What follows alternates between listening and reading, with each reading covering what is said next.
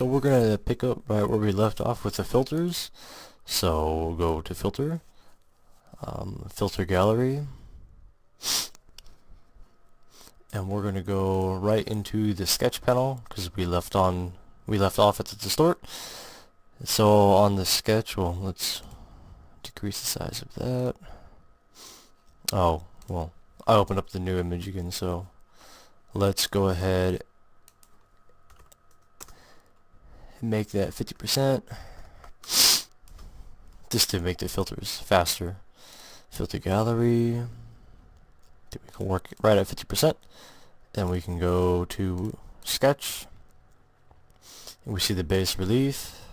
Not much, I don't know, I've never used this before, but you can change the direction in which it's coming from.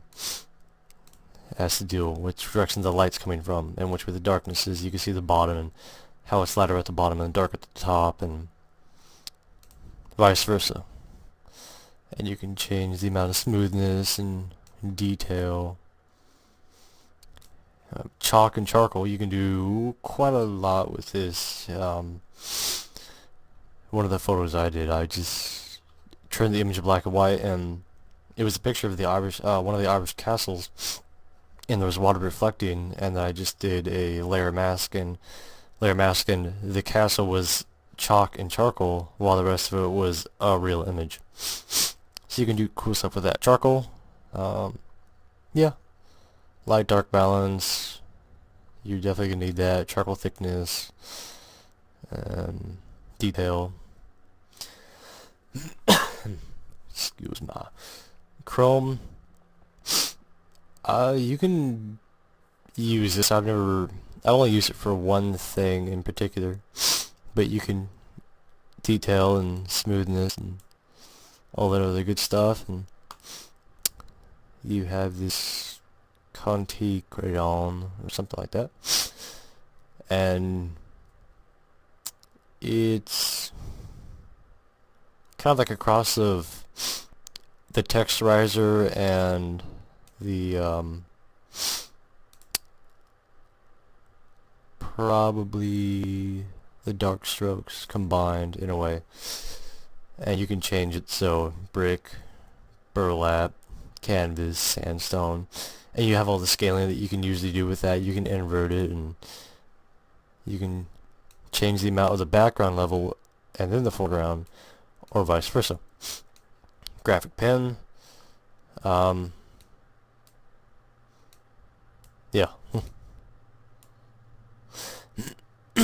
Halftone pattern, you actually need this for the comic, or creating the comic book effect. And you can increase the size of the dots, the contrast of it all, and you can even change whether you want circles, or a giant circle, dots, or lines. Note paper, I've never ever used this ever, but who's to say that you can't? You might find an interesting effect that you can create with it. Photocopy, I've also never used that before, but I'm thinking I might after that, because I've never seen the photocopy effect come out so well, or at least filter. Plaster, I've never used this before either, but also the change of direction of light. As you can see, it's embossed pretty much, and it embosses it for you, so yeah. Reticulation, I have never used this before either, but it's pretty much the density of the noise, how much in the foreground and how much in the background. You have the stamp. I think I've used the stamp once or twice.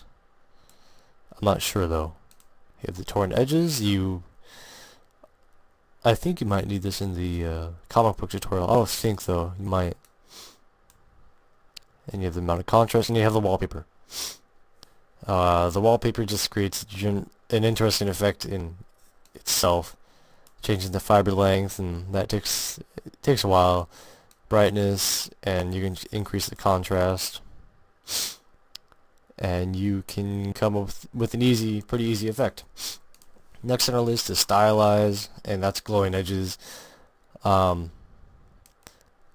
a lot of people are always amazed by this because it always creates a really interesting effect. And if you hit OK, and you can go to overlay, and then all of a sudden you have this weird, trippy effect, and you can just cycle through the blending modes and see what each one does, and see if there's something that, I don't know, can create a cool effect or not.